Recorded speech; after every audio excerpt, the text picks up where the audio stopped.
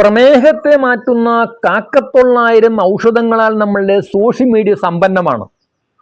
ചിറ്റമൃതുണ്ട്, കാട്ടമൃതുണ്ട്, പേരയുടെ കൂമ്പുണ്ട്, ഉലുവ കഷായമുണ്ട്, കിരിയാത്തുണ്ട്, മുക്കൂറ്റിയുണ്ട്, പിന്നെ പലതരം നാടൻ കഷായങ്ങളുണ്ട്. ഇതിൽ ഏതെങ്കിലുമൊക്കെ ഉപയോഗിക്കുന്ന നമ്മളുടെ ബ്ലഡിലെ ഷുഗർ കുറയുകയും ചെയ്യുന്നുണ്ട്. അപ്പം നമ്മൾ വിചാരിക്കും ഹോസ്പിറ്റലിൽ പോകുന്നതിനേക്കാളും മരുന്ന് കഴിക്കുന്നതിനും ഭേദം ഇതാണ്, ഇത് പച്ചമരുന്നായതുകൊണ്ട് വേറെ സൈഡ് എഫക്റ്റ് ഒന്നുമില്ല, അതുപോലെ കാര്യമായിട്ടുള്ള എക്സ്പെൻസും വരുന്നില്ല.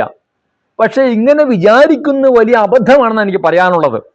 ഇനി എങ്ങനെയാണ് ബ്ലഡിലെ ഷുഗർ കുറയുന്നത്, എങ്ങനെയാണിത് അപകടകരമായി തീരണമെന്ന് നോക്കാം. നമുക്ക് ഒരു കാര്യം നമ്മൾ മനസ്സിലാക്കേണ്ടത്, നമ്മളുടെ തൊണ്ടയിലൂടെ അകത്ത് ചെല്ലുന്ന ഒരു ചോറിലെ ഷുഗറിനെ പോലും ഇല്ലാതെയാക്കാൻ ഒരു മരുന്നിന് സാധ്യമല്ല എന്നുള്ള കാര്യമാണ്. പകരം മാനേജ് ചെയ്യാൻ മാത്രമേ സാധിക്കുകയുള്ളൂ. അപ്പോൾ നമ്മളുടെ ആഹാരത്തിലൂടെ അകത്ത് ചെല്ലുന്ന കാർബോഹൈഡ്രേറ്റിനെ അബ്സോർബ് ചെയ്യാതെ, അതിനെ ആഗിരണം ചെയ്യാതെ ലിവറിനെ സമ്മർദ്ദത്തിലാക്കിയിട്ട് പുറന്തള്ളുകയാണ് പലപ്പോഴും ചെയ്യണത്. അപ്പോൾ ബ്ലഡിലെ ഷുഗർ കൂടില്ല.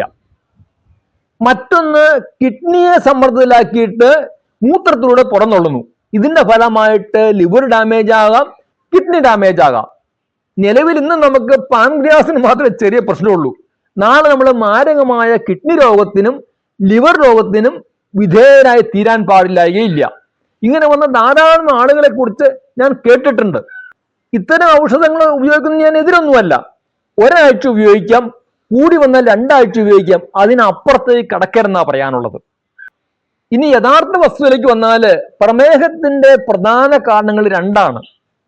ഒന്ന്, ശരീരം ചോദിക്കാത്ത ആഹാരക്രമവും, 2 വ്യായാമത്തിന്റെ കുറവും. ഈ 2 പ്രശ്നങ്ങൾ പരിഹരിക്കുന്നവരുടെ മാത്രമേ നമുക്ക് പ്രമേഹത്തെ ഫലപ്രദമായിട്ട് മാനേജ് ചെയ്യാൻ സാധിക്കുകയുള്ളൂ. വേറെ ഒരു വഴിയില്ല. പലപ്പോഴും കുറുക്കു വഴികൾ തേടുന്നവര് കുണ്ടിലോ കുഴിയിലോ ചാടിയാണ് അവസാനിക്കാറ്. ഇത്തരം കാര്യങ്ങളാണ് Muvattupuzha Sukhajeevan nature centre sugar reverse online course കൂടി പഠിപ്പിച്ചുകൊണ്ടിരിക്കുന്നത്.